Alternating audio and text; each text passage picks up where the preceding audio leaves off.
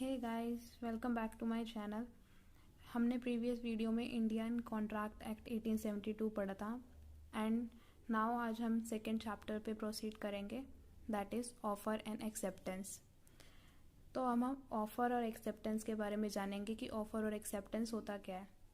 First, offer is also known as proposal. Offer को proposal भी कहा जाता है, आप ऑफ़र भी कहोगे तब भी चलेगा। देन ऑफ़र एक तरह का कॉन्ट्रैक्ट होता है और कॉन्ट्रैक्ट तभी होता है जब दो पार्टीज़ के बीच में लीगल रिलेशनशिप होती है। अब एग्जांपल मैं आपको बताती हूँ, जैसे ए ने बी को गुड्स ऑफर करे तो वो लोग क्या कर रहे हैं, लीगल रिलेशनशिप बना रहे हैं। ठीक है, तो एग्जांपल में देखा है कि ए बी को गुड्स ऑफर कर रहा है, वो सोल्ड करेगा उसे गुड्स एंड ये दोनों ही क्या बना रहे हैं, लीगल रिलेशनशिप बना रहे हैं। देन सेक्शन 2A ने प्रपोजल को डिफाइन किया है, तो इसमें लिखा है one person signifies to another his willingness to do or abstain from doing anything with a view to obtaining the assent of that other to such act or abstinence। एक person दूसरे person की willingness को बताएगा कि वो उस काम को करना चाहता है या नहीं। अगर करना चाहता है तो वो उस एक्ट की एसेंट मंजूरी लेगा कि वो काम करेगा या नहीं।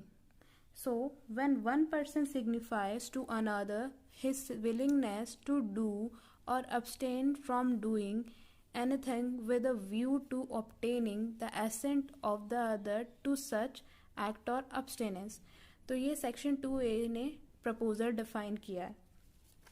देन हम इसका एग्जाम्पल लेते हैं। अब A ऑफर करता है B को उसकी मोटरसाइकिल 3000 में और B एग्री होके वो 3000 में मोटरसाइकिल ले लेता है। तो ये क्या है, एक प्रपोजल है और यहाँ पर लीगल रिलेशनशिप भी बन रहा है इनके बीच में। तो यहाँ पर A कौन है, A is offeror and promisor and B is offeree और प्रोमिजी। देन अब कुछ एसेंशियल एलिमेंट्स हैं ऑफर के जो सेक्शन 2A में रिवील करे गए हैं। पहला आता है कि एक्सप्रेशन ऑफ विलिंगनेस होनी चाहिए कि हमें वो काम करना है नहीं करना है। Expression of willingness to do और not to do something. Expression of willingness होनी चाहिए कि वो पार्टी उस काम को करना चाहती है कि नहीं करना चाहती। Then be made to another person, दूसरे पर्सन पे बनना चाहिए, हमें अपने पे नहीं बनाना। ऑफर हम खुद पे नहीं बना सकते, दूसरी पार्टी पे ही बना सकते हैं। Then next is with the object of gaining the consent of the other person to such act or abstinence। अब हमें दूसरे पर्सन की कंसेंट लेनी पड़ेगी कि वो उस एक्ट को करना चाहता है नहीं करना चाहता। Then next is types of offers.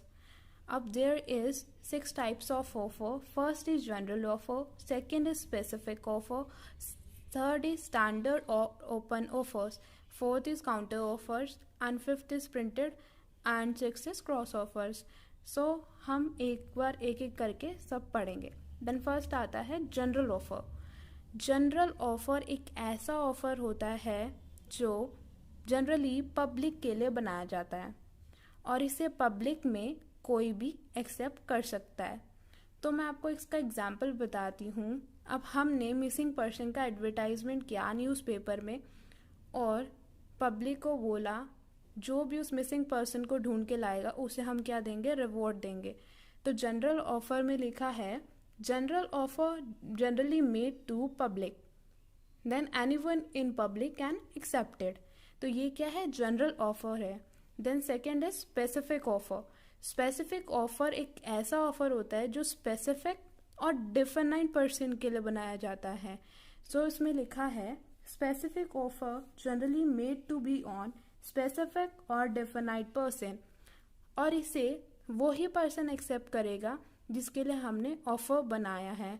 So can be accepted by whom it will be made for. Then इसका एग्जाम्पल लेते हैं। अब ए ने बी को ऑफर किया और उससे बोला क्या तुम मेरी वॉच परचेज करोगे, will it purchase my watch. So इसे सी एक्सेप्ट नहीं कर सकता बिकॉज ऑफर किस पे बनाया जा रहा है, बी पे ही ऑफर बनाया जा रहा है, तो इसे कौन एक्सेप्ट करेगा, बी एक्सेप्ट करेगा, ना कि सी एक्सेप्ट करेगा। So at this time A is offering to B not C, so B will accept it not C, ठीक है। देन फिर आता है क्रॉस ऑफर। क्रॉस ऑफर एक ऐसा ऑफर होता है जिसमें दो पार्टीज अपने आइडेंटिकल ऑफर्स को सेम टाइम पे एक्सचेंज कर रही होती है और एक दूसरे की ऑफर का इग्नोर करते हुए वो एक्सेप्ट कर रही होती है। देखो इसमें लिखा है cross offer are the offers which two parties exchanges identical offers and second is ignorance of each others offer. तो क्रॉस ऑफर वो ऑफर होता है जब दो पार्टीज अपने आइडेंटिकल ऑफर्स को एक्सचेंज कर रही होती है सेम टाइम में एक दूसरे के ऑफर को इग्नोर करते हुए। देन इसका एग्जाम्पल हम लेते हैं। एग्जाम्पल ये है कि ए बी को ऑफर करता है और बी ए को ऑफर करता है सेम टाइम पे और एक दूसरे के ऑफर को वो दोनों इग्नोर कर रहे होते हैं।